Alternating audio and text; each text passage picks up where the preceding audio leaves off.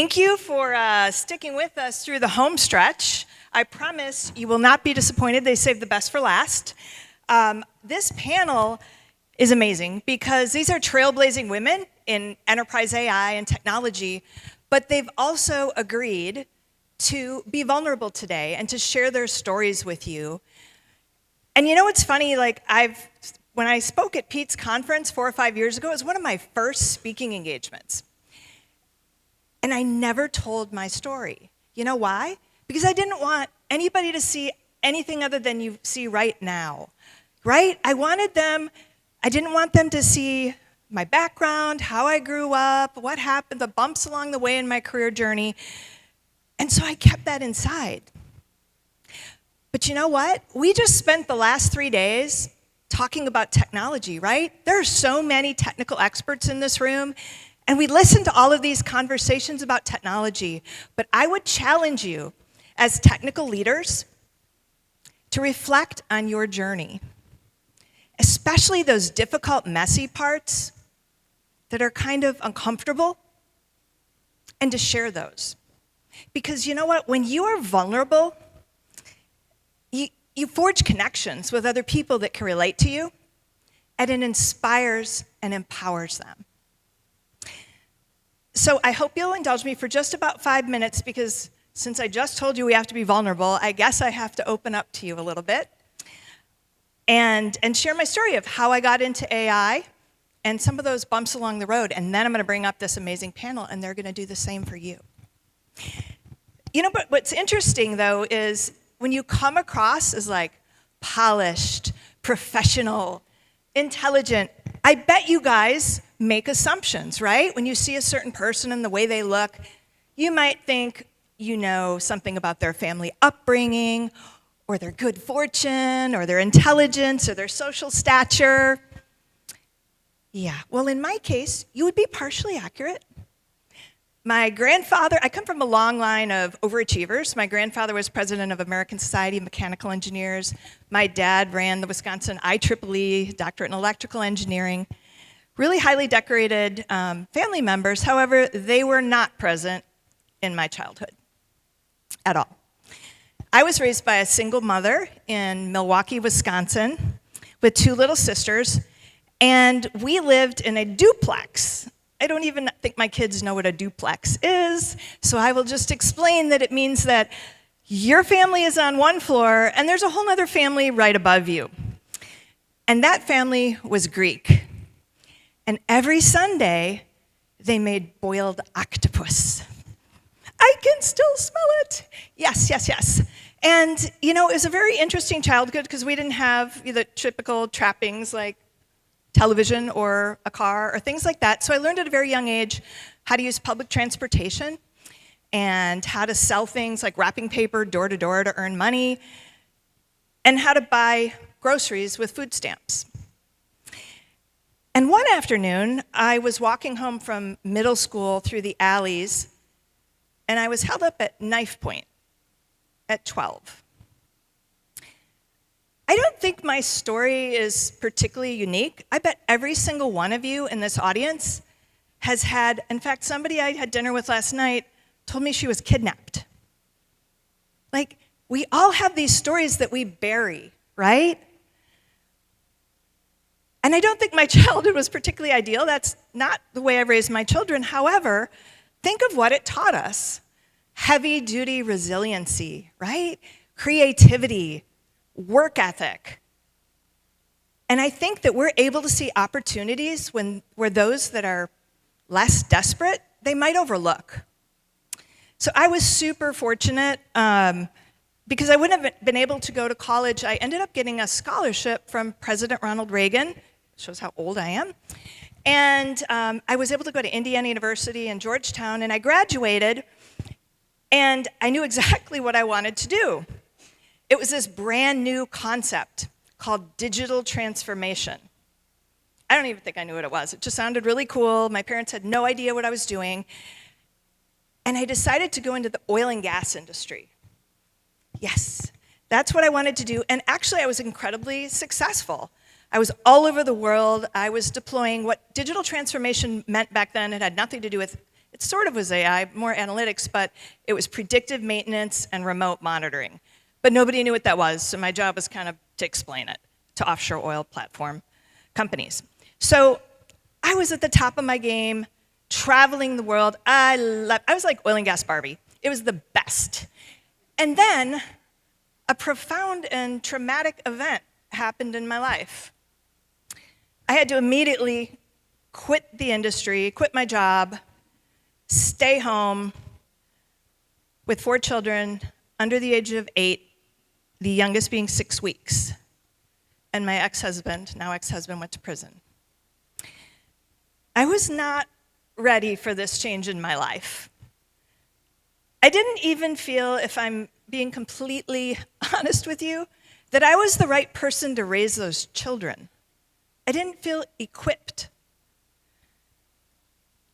And so I had to just dig deep. I had to dig deep because my days now were filled with making pancakes, changing diapers, and Barney. You know, and Nietzsche has this phrase that whatever kills you, doesn't kill you, makes you stronger. But it's extremely disorienting when you're a fast-track career woman, right? It's just, this is not what I thought I would be doing. So I had to dig deep. You know what, Andy? You were really good at deployment strategies for oil and gas automation. Why don't you put together a strategy for each of these little humans? What do they need in terms of their emotional support, in terms of their financial security, in terms of their educational opportunities? So I literally developed strategic plans for each of my children. And it was so, you would think with all the chaos and the noise and the Barney and everything that was going on in my life, that it would just be so exciting in my household. But actually, I felt lonely. There was this emptiness. And I realized that I was in a valley.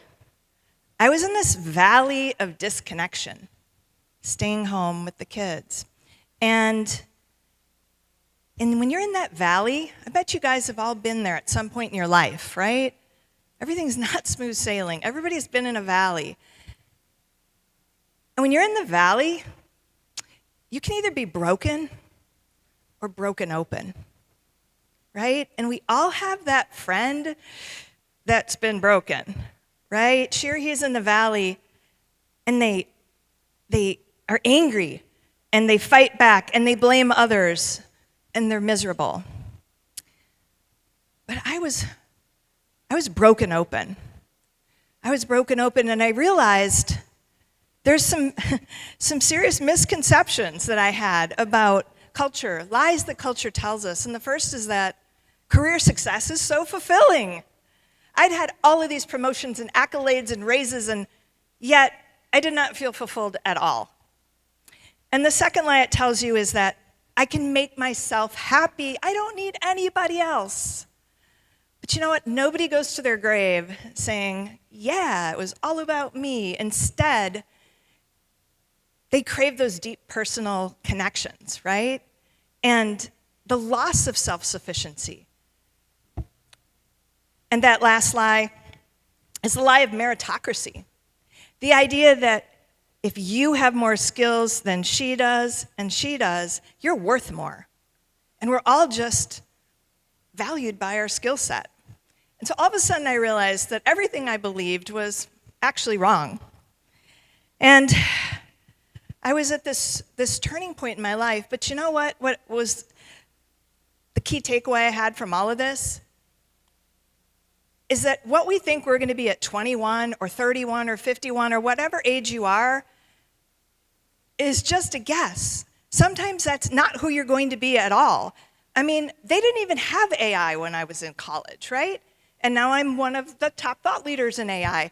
If I had not had that interruption in my life, I don't think I'd be where I am today. And sometimes it's our failure to achieve our perceived reality of who we're supposed to be that is a profound interruption in our life and a moment where you say to yourself, maybe this is my chance to reinvent myself. This is my catalyst for change. So 9 years later, I decided, I'd been off the grid for a while, but I decided to go back. But oil and gas now is negative $43 a barrel, so automation equipment was not a hot item right at that point. And so I said, well, I'll just go into industrial automation, and then I went into supply chain automation. And I was at Dematic, which is the largest supply chain integrator in the world, leading their business development. And I had this idea. Okay, so we're selling all of the mechatronics and robotics that run the floor of the giant distribution centers such as Amazon, but what if we could leverage AI and ML from the cloud to optimize warehouses and make them intelligent? So if one distribution center for, say, Frito-Lay had the best operational efficiency, one had the best safety record, one had the best productivity, we would benchmark from the cloud, and they would all be the same. They would all be the ultimate optimization. I thought it was the best idea ever. So I put together this deck called the Intelligent Distribution Center, and I started socializing it with all the men. And guess what I was told? Oh, Andy, we've already thought of that. Or, Andy, that is on our technology roadmap. You don't need to worry about that. Or, I think there's another team working on that. No, there wasn't. So I socialized it. Then my manager sat me down for a performance review. And by the way, I had quadrupled the business, so this was kind of like a spare time project I was doing. And he said, Andy, you know, I really appreciate your passion and what you've done for the business, but I need you to stop talking about that. I couldn't stop talking about it. Can you guys relate? I could not stop thinking about it. It was waking me up at night. I'm like, this is not just something that we sell to the floor. This is going to be in the cloud. So I kept talking about it. And actually, I found some other people that were really interested. They refused to call it AI. They had to call it digital transformation. Then I had an idea. Why don't we bring in this little-known company called NVIDIA? And NVIDIA was very happy back then to come and help others. Now they're a little bit of a kingpin. Love them to death. But they came into Dematic and started working with us on these 4 POCs, proof of concepts. And I had to spell what NVIDIA was, and I was mocked that it's a gaming company and so forth. But we actually started to make some traction, and then NVIDIA came to me and said, Andy, your company moves so slowly. You know, they have a need for speed, which we all do. And so they were really frustrated. And then my manager came to me, and he fired me. He fired me for talking about AI and pursuing it. And that little voice inside me was squelched. So I put my name out there. I knew I wanted to be in AI, and I got several job offers. So logically, I went to one of my mentors, a female at NVIDIA, and I said, which of these jobs do you think I should take? And she said, Andy, you go to Lenovo, and I will help you. She recommended me. So it was a great run at Lenovo. It was funny, they didn't really know what AI was. This was 5 or so years ago. They were very much at the cutting cusp of it. They only had one use case, and that is Kroger, if you go to Kroger and you do self-checkout. But they didn't really quite understand why they were selling so many servers to Kroger at that point, and they needed me to connect the dots, as Pete talked about, and figure out that ecosystem. I had a great run at Lenovo, and you know how I did this? And I want you to think about this. I want you to think about not going to a conference as a spectator, but as a thought leader. Because this is a community conference, right? We're not in a conference full of everybody in the restaurant industry or supply chain or whatever. We are all community builders for the most part. And so what I did was I said, obviously not very many people are talking about AI. I'm going to talk about AI in retail and restaurants. And every single conference I went to, and I went to every one I could, I spoke. And I put the ecosystem on stage with me. And what I mean by the ecosystem is NVIDIA, Intel, although they don't play well together, so it was one or the other. And I would put the hardware manufacturer or the cloud service provider, and I would put a system integrator, and then I would always have enterprise customers. So it was like a team, and at the end I would say, if you want to deploy AI, you've already got the party started. Come and talk to us. So anyway, it was a great run because that technique, that demand generation tool, really worked. Everybody wanted to work with us at Lenovo. It was great. But guess what? 2 years later, my young manager, who was 20 years younger than me, came to me and said, you know what, Andy, you've been doing a great job. Good job, closing McDonald's, FedEx, all of these giant accounts. And I love the demand generation. It's been really great for our brand. But next year, I'm going to do all the speaking. So when you get speaking engagements, you just give them to me. And I said, well, sir, that is not how this works, actually. You actually get asked to speak, and it's an honor, and they want that particular person. He goes, I know, but you just tell them you're not available, and you give them to me. Yeah. So I left. I went to an Edge AI, female-founded Edge AI company, and now I'm at another female-founded cloud-based AI company. So anyway, that's a little bit about my story, how I got into AI, but I am so proud and honored to be joined on the stage this afternoon by 5 incredible female technology leaders. They are absolute trailblazers in implementing AI and automation in large enterprise organizations in order to enhance customer experience, increase productivity, efficiency, speed, you name it. And what I said earlier, I love the fact that they are going to share their stories with you. And I know you're going to be inspired. So let's welcome them to the stage.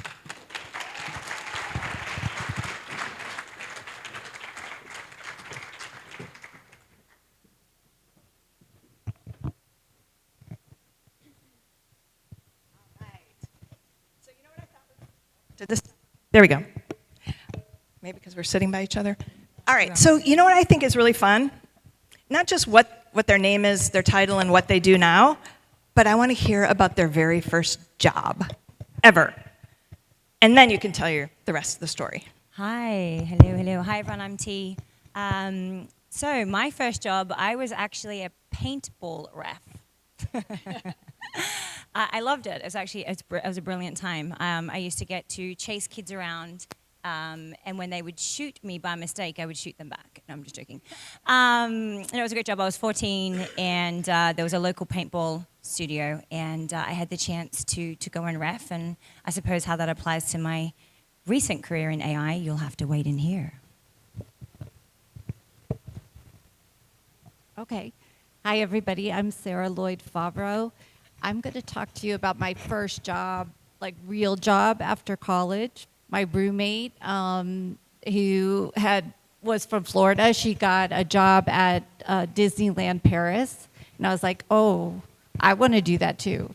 And so I somehow got connected and got over there and landed in the deli of the hotel complex. And I said, this was not my career aspiration when I was in college, but I do get to live in Paris, so I'll deal. But I decided, okay, let me see what else I could do. And so I looked around, and I was able to do an audition to become a French and English new hire trainer. So I did that kind of on the side. And then finally, I was able to move into a sales rep job for the conference complex. So I did make a good move, and it ended up being a great experience. So do you like the jobs that you had to do at home for chores and make money counts? Does that? Yeah, absolutely. Whatever. Because in my home, we had to, like, if you thought you were going to get anything from mom, you had to, like, do an extra chore, not the ones that you were expected to do. I know kids don't do that these days, but it's like you had to, like, sweep more floors or something like that to get a little bit of money. So those were jobs. Like, those were real jobs. But my first job at 13, I'm originally from New York City and grew up in Harlem in the South Bronx. And so there was an organization called the Boys Club of Harlem, kind of like Boys and Girls Club, but at that time it was the Harlem Boys Club. And my father was the executive director, and this was one of the opportunities. My father didn't live in our home and wasn't there present, but one of the opportunities I got to work with him, and I was just doing clerical work, but was able to start my first job like in an office, and learned kind of the ways in which, and was able to see my father having an impact in the community with the young boys that came into the community center because he was the executive director. It's a great story. All right. And Yulia? Hello, my name is Yulia. So my first job. So I grew up in a very small town. And my first job, unconventionally, was a job of a junior developer. I was very young at that point. I was just out of high school. And surprisingly, I got this opportunity. And my manager at that time, after he gave me some tasks and I came back to him with the results, first he didn't even believe that I was able to do them by myself. He was like, really? Like, surprising. That's surprising. And and since then, he became one of my greatest supporters and my greatest advocates. And I think experiences like that are incredibly important for any young person who is entering technology or entering AI field, that there will be somebody, like a friendly person or a supporting voice who will tell them that, yes, you belong here, you can make it here, you have everything what you need to succeed in it. And as I was carrying on my journey in the area of technology and R&D, I was privileged to work with different people in different areas. And previously I was working in the area of media and news. I was leading Applied Innovation Lab, was leading AI for one of the world's largest, probably oldest news agencies called Reuters. And currently I'm transferring to financial sector working for RBC. And a couple of things that I have learned in my professional journey that kind of guide me through my career is, first of all, when we build AI products, it's really important for me to have visionary approach. That the way how you can build successful AI products, if you envision the end result, and it will guide you through your path. And the second one, of which I spoke yesterday, the keynote, is it's important to make AI products dependable. That you need to take risks into account, and you need to make sure that decisions that you make along the journey are aligned with your long-term goals. In that way, we can make products trustworthy. So that's my story. Thank you. All right. So in case I look familiar to any of you that are from Milwaukee, Wisconsin, yes, I was the chicken takeout girl at Big Boy. So that was my first job. All right. Some of the folks on this panel did not tell their current job. They're still living in the past. So I'm going to ask the question again. What is your current job?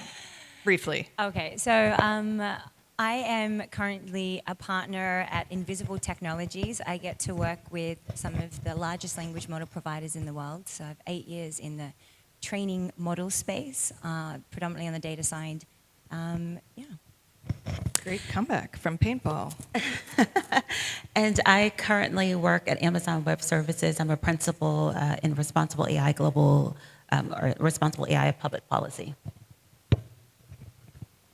I have my own company, Learn Bold Responsible AI, and I'm also currently partnering with AI Leadership Institute and Noelle Russell. I know some of you know her, so. Awesome. All right. Great stories. So you guys all work in different industries, have very diverse backgrounds. How have you been successful in deploying AI at scale? Any lessons you've learned along the way? Or maybe just tell like one project that you're really proud of before we delve into your personal lives. Sure, I'll start. This is in the realm of predictive AI, and I kind of didn't even know we were doing AI at the time. It was in a startup, a workforce management startup. So we had a lot of the forecasting of how to optimize fleets and different jobs in manufacturing and merchandising, and in retail, we had a lot of clients. And one of the things is we used that customer data kind of in the wild, wild west. And now just learning more, and I'm sure you can speak to this too, asking some of those responsible AI questions and putting them in the design of your system from the start. I think that's something that now, in retrospect, we should have done. And now we know it's the right thing to do, and it also builds trust with the customer. So I won't talk about one product, but I will say that probably one of the most meaningful things that I've been able to do in the area of AI, and in particular responsible AI, is start our customer-facing practice on responsible AI at AWS. So back in 2019, I had this really brilliant, I believe, idea that we should be doing more to assist our customers that we're building on top of our services. And I felt that we had a model with which to be able to do that. So those of you that may be familiar with the cloud, and we have well architected, it's a framework that provides best practices, structure, and support, as well as services, to ensure that people are building the right foundation and getting the most out of their investment in the cloud. And so this was the model with which I thought that we could then leverage in order to bring some very practical assistance and the support of our organization to our customers. So in Amazon culture, you write a proposal, what we call a narrative, and I shop that narrative around to get support in order to start this brand new practice. My thought was that we could do more, especially with the size and scale of the organization, to have an influence and an impact on the way in which people were building on top of our services. So thinking about AI as and scaling AI use as a strategic imperative to have responsible practices embedded in that, and thinking about it holistically across people, process, and technology in the same way that we think about the cloud. You don't just deploy some services and servers in the cloud and think that we've done this, but what else do we need to consider in order that we maximize our investment and ensure that we are using it in the best way? And so that was the foundation. As a result, we started this practice. 2020, we started engaging with customers. We established a framework with which we would engage customers to help them to think and understand the areas of risk and potential unintended impact, and then provide not only at the time a lot of strategic support and guidance, implementation support alongside of our consultants, and then now has also led to other services that are provided in the suite of AI services that we offer at AWS. We've directly impacted over 200 companies that are building products that you all use and/or services that millions of and tens and probably hundreds of millions of customers are using worldwide. Right. So about AI deployment,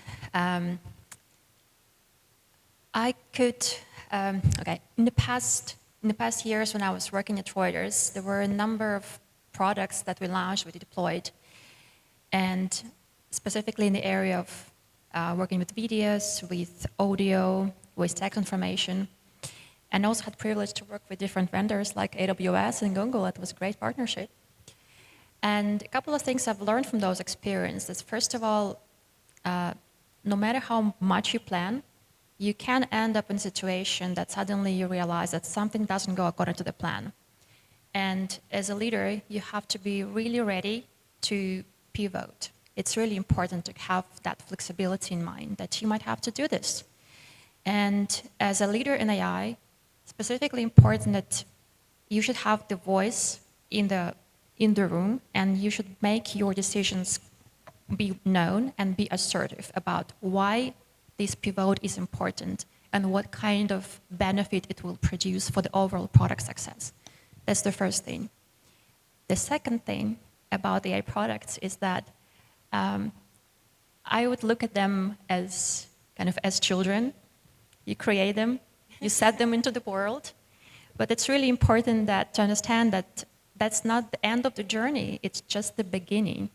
And if you really want to make products that are transformative, that change lives, you really need to understand how the end users are engaging with those products and understand how they impact in their life. In that case, the product becomes truly successful. Oh, I love that. While I can't go into details of what we've done for Google, Meta, TikTok, OpenAI, X, and others, what I can talk about is the principle of 3. I remember 7 years ago thinking that for every machine learning model, it was just about the engineers. And then it dawned on us this whole period around data, data, data, right? And I had the opportunity to go out and speak to Google, Meta, and others about diversity in data sets so that the models were less diverse and had a better end experience with their users. Well, now I get to build different interfaces that is more about the customer and human experience. So bringing it back to what you were saying, right? First, it's about the model. Second, it's about the data. But now, truly, it's about the human experience. So I'm super excited that today I actually get to build AI models that are used by hundreds of millions of people, and I get to think about the human element. So that's what I like to That add. is so important. Is this working? All right, so all 4 of you are truly leading the convergence of AI and enterprise transformation, a sector that's known for rapid innovation, but also significant challenges, especially for female leaders. So let's get a little personal here into the difficult and messy stuff. If you could each share some of the unique challenges that you have faced as women steering technology initiatives within your organizations, and how you've built resilience in your career when you face that kind of self-doubt or maybe imposter syndrome in navigating male-dominated industry like technology. Let's start with Tiarn this time. A little Mikey spot. So I think I was fortunate. I started my career in the military, so couldn't get more male-dominated than that. And I definitely got a thick skin because I was in Transport Corps attached to the Australian Infantry, so it doesn't get better than that. But that said, as a feminine blonde in tech, it's definitely been quite a journey. I get mansplained on a daily basis, so I just let it happen sometimes. But I think to bring it back, the first thing I had to have in a work environment is a thick skin, right? You can't just pull the woman card. You can't just sort of turn around and say, well, I'm being discriminated against. You do actually have to still do a really good job. It's the first thing, do a really good job. But you have to have enough confidence in yourself to be an advocate. And I've been my biggest advocate my whole life. Even if I have to repeat over and over and over again, re-put myself back into a Zoom meeting, re-demand that I should be added to a project. But lastly, escalate. I think that's been probably the key to my success, is just making it aware to others around that I have the skill set that I have and I'm prepared to walk over fire to get the job done. So that's where I got my thick skin from. So I think it's really almost unavoidable not to have any setbacks in your career. They do happen sometimes. And when these kind of situations happen, like Angie, like you have told us earlier today about the story when you were truly felt that partnering with NVIDIA would be something transformative for your company. Like these things can happen, and you can feel that you're truly passionate about an idea, and you really think it's going to be making a huge impact on the business side, but you still might be told no. And in that case, it's really important just to think whether it's me or whether it's like circumstances or them. Is there something I'm not sure, I don't know about, and not taking it personally. That will help you to make the right decision. And one thing that is truly important, I think, is to be in alliance with your direct manager and with your boss. I don't know how many of you know, but roughly 70% of your work satisfaction depends whether you have good connection with your direct manager, with your boss. Imagine. And 40% satisfaction of your life depends whether you like your job or not. So if you multiply those 2%, imagine how much your boss impacts your happiness in life. So it's truly important to have your boss as a person who champions you, who supports you. And if you have an idea and you think it's great, but you don't find people who support you, maybe there will be another outlet, another place where your idea would be heard and where you can truly contribute. What I can tell that, I can give you an example. Some years ago, I proposed to one of the companies where I worked a while ago that how about we're going to have brown bag lunches for senior leadership, and I could organize them, I could facilitate them, and it could be a safe environment for any senior leaders to ask anything about AI in a very kind of safe and comfortable environment. And back then I was told, no, thank you, we don't need it. I was like, okay, well, that's surprising. But I think it's still, I wonder what they think now, some years from it now. But what it truly meant for me is that I really think that's important to share the knowledge and to bring knowledge to people around us. So sometime later, I took this and I brought this to local school in Toronto where my daughter is studying. And I proposed, how about I volunteer and I will teach kids at school about basics of AI. So what happened that in the course of a week, I've been teaching about hundreds of 10 to 12-year-old students about basics of AI, and it was truly amazing experience. So your question asked what was the unique challenges, and I would say to you that I don't have a unique challenge. The reality is that the experience that I have is probably the same as most women, and often we end up in panel discussions like this having the same conversation that we've had for numbers of years. This is not unique. The fact that I would be the only Black woman on a team in a role in leadership, in technology, in spaces. There's nothing unique about that. It's unfortunate that we're still having this discourse 28 years into my career, and for some other folks, many, many decades since, but I don't think it's unique. And so what do I do in the face of understanding that this is a particular challenge that we've had for years, is to think about the ways in which I could have an influence and impact. What keeps me going is the bigger picture, right? I mentioned my father and his intentionality to be a part of an organization that was giving back to our community, and I think that has been very much the foundation of fabric that I have and the way in which I think about the work that I do. It is more than just about me. And whether I'm working in technology, and I've worked in technology all of my life except for those clerical jobs in my earlier career, but have consistently worked in technology because I said in the third grade I was going to be a computer engineer. And so here I am, been working in computers since I've got my degree.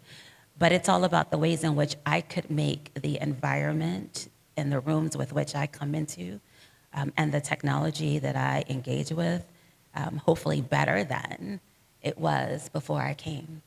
And so if there's something if there's something that I can do in terms of the space, the people I work with or whatever, then I think about how do I give back? How do we make this better? How do we change? And that is true of, again, technology, the spaces, the communities, the conversations on a regular basis. What do I bring? And hopefully in what ways can we engage so that it's better than it was before? Hard for me to top that, but I will share one of the recent challenges that I had in enterprise. Even this year, I had actually launched in 2020 the Data Science Academy across the entire workforce. It spread awareness about data science, machine learning, AI. So it was something I was already passionate about, and it was something that I was a participant as well. So, but I wasn't in the AI department. And this year I learned about a center of excellence, Gen AI Center of Excellence, and they had office hours. And I was like, oh, great, I provide office hours to people for initiatives that I promote. So I was like excited to go, and I just was like, okay, I'm just gonna show up one day.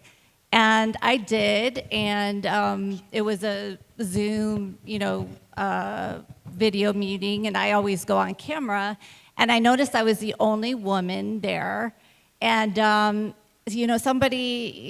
didn't recognize me because I'd never been there before, and someone, politely said, "Oh, I think you might be in the wrong meeting."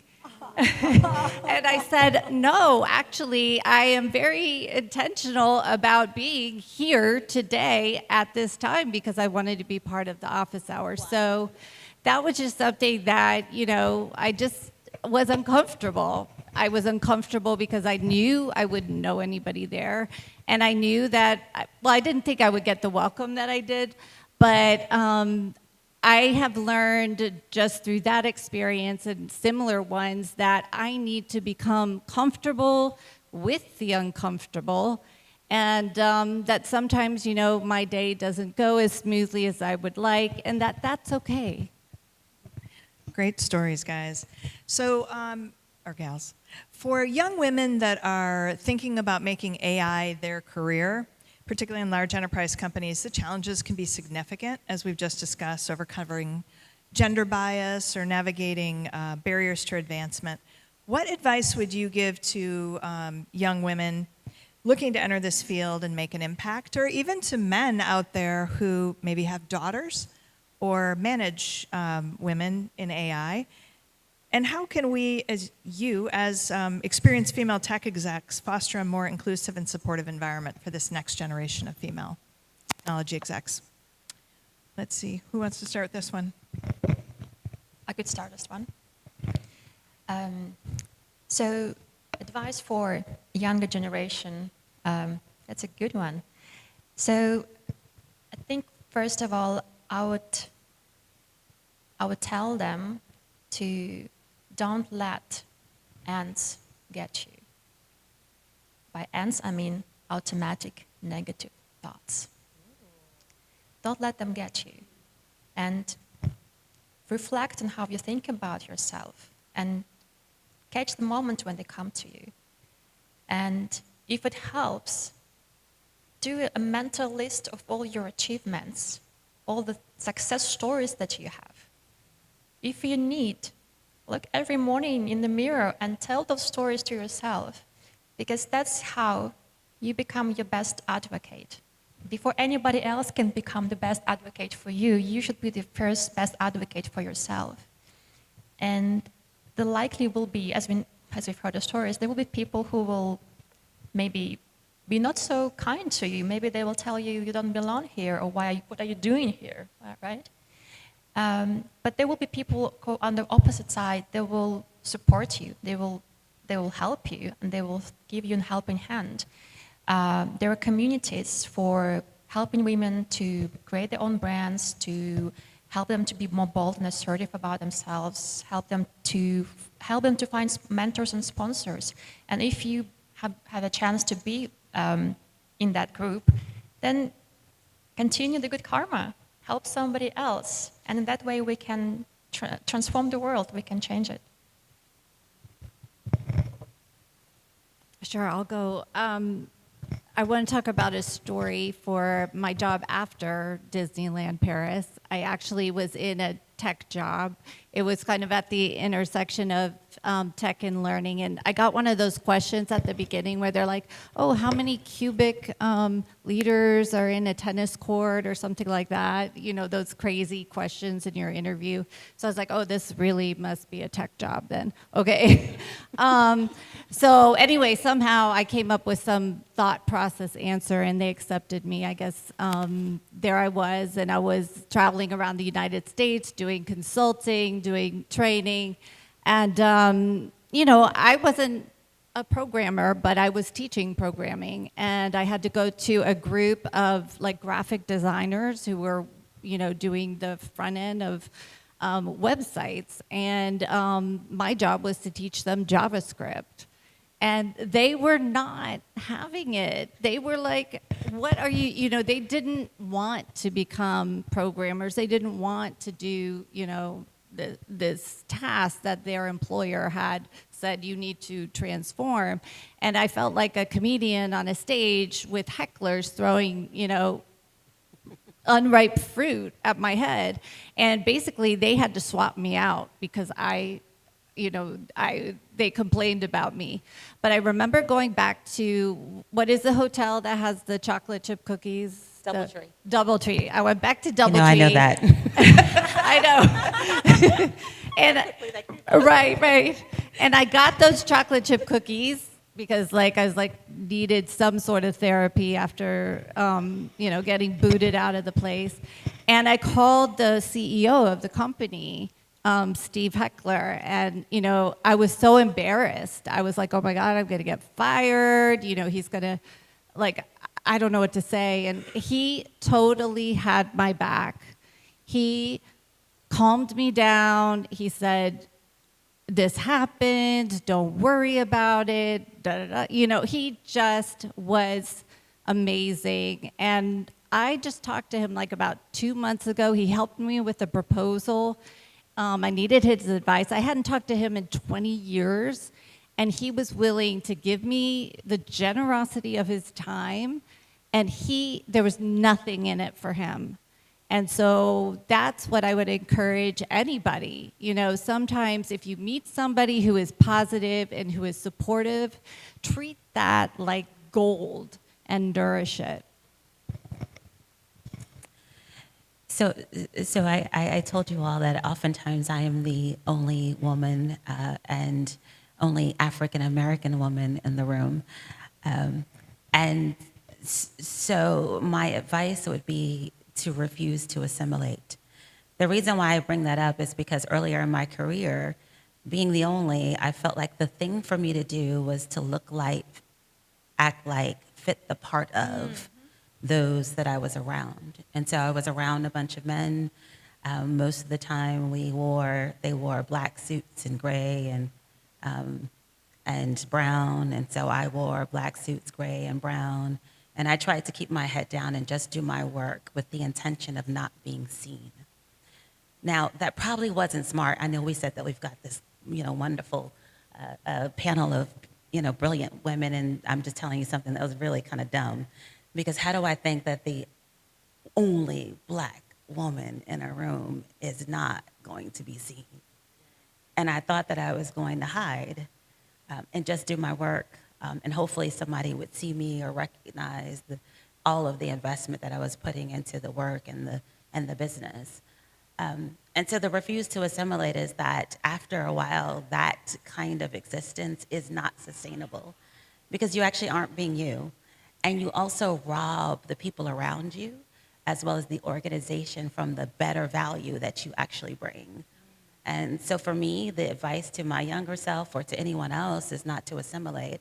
But then for those others that are in the room is to create an environment with which people can bring themselves, right? And so that's an environment that actually supports the creativity, the difference that we all bring. And so for those of you that may have seen me or noticed, I wear bright colors all the time because I'm not a black, brown, blue kind of girl.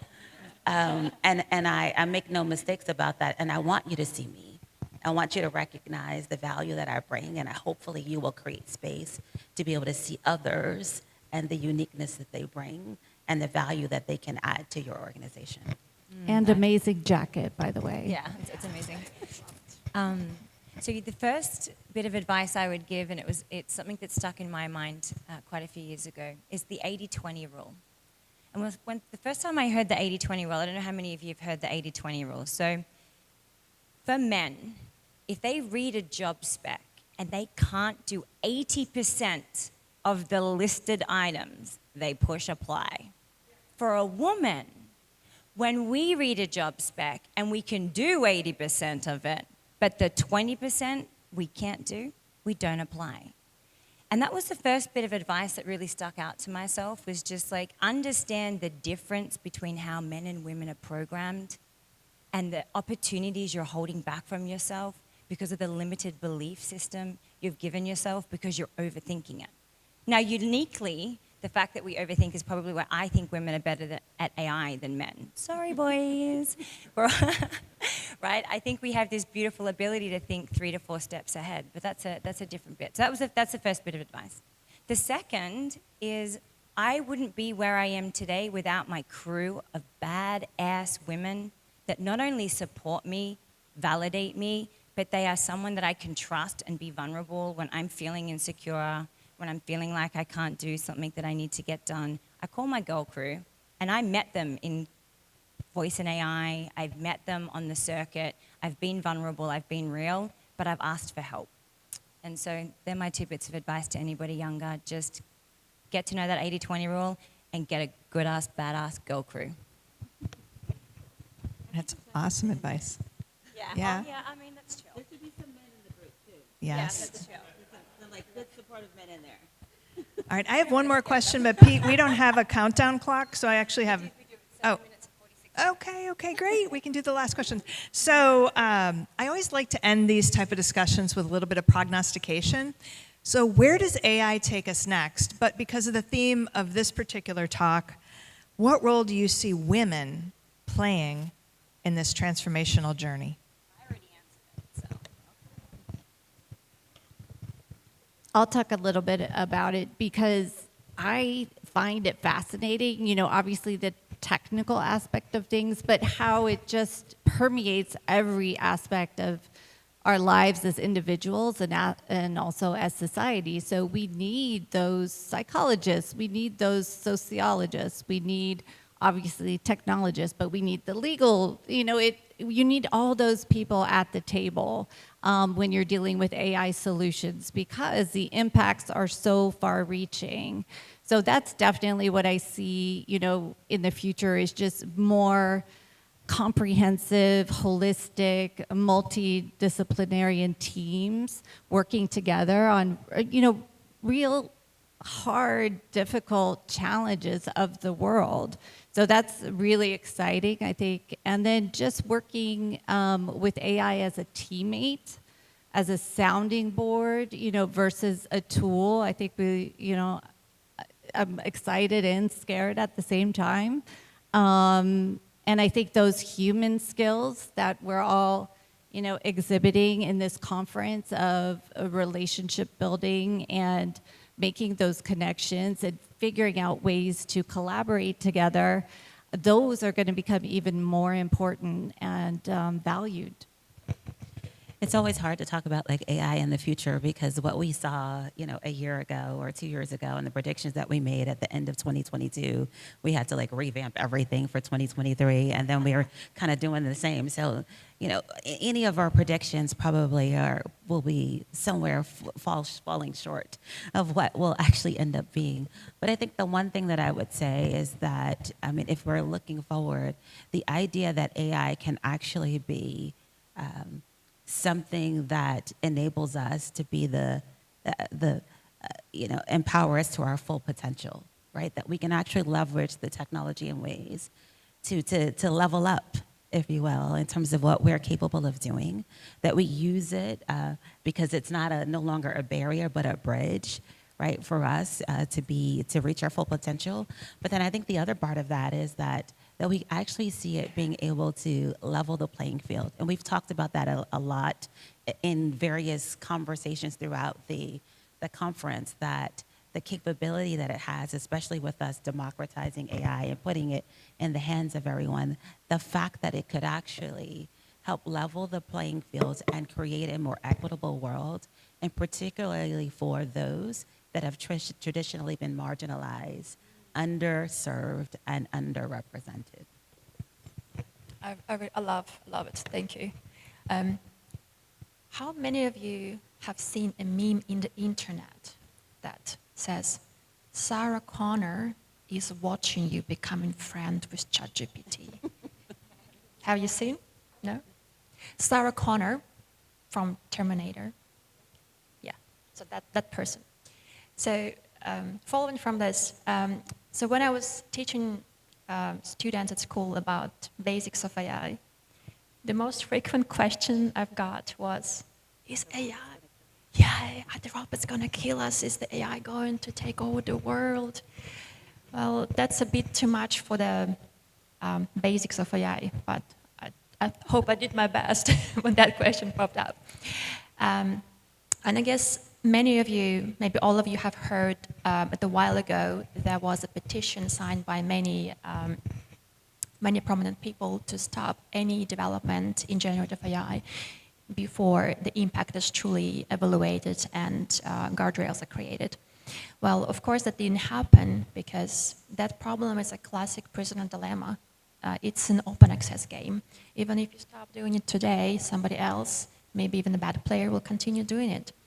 So what is really important as development continues, and as we know, the growth is accelerating and the complexities of the model accelerating, it's really important, first of all, to keep yourself and your community around you educated about the advancements.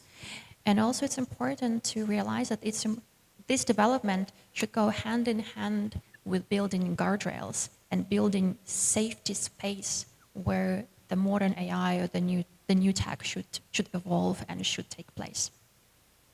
So I'll finish on one quick point. I'm most excited about the fact that diversity is literally on the tip of every tech company's tongue at the moment. It's diversity in the crowds of annotators, labelers, taggers that are contributing to the training data.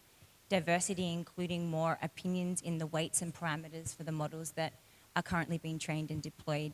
And I think the next step will be diversity, ensuring that safety when these models are rolled out internationally. Now, I'm not quite sure where that is yet, but that's the next big thing I think we should tackle in 2025. Great points, you guys. So just to close this out, I think we're all on the same page that we are so lucky to be in this room because AI is truly the greatest tool for prosperity I think we'll ever see in our lifetimes. And what I want you to remember is even though there's 5 women on this stage, there's no gender that's better than another, no religion, no political affiliation, no education. We are all on the same playing field, and we are a community. And we have to do this together. So I hope you can give these folks a round of applause, and let's give you a round of applause as well.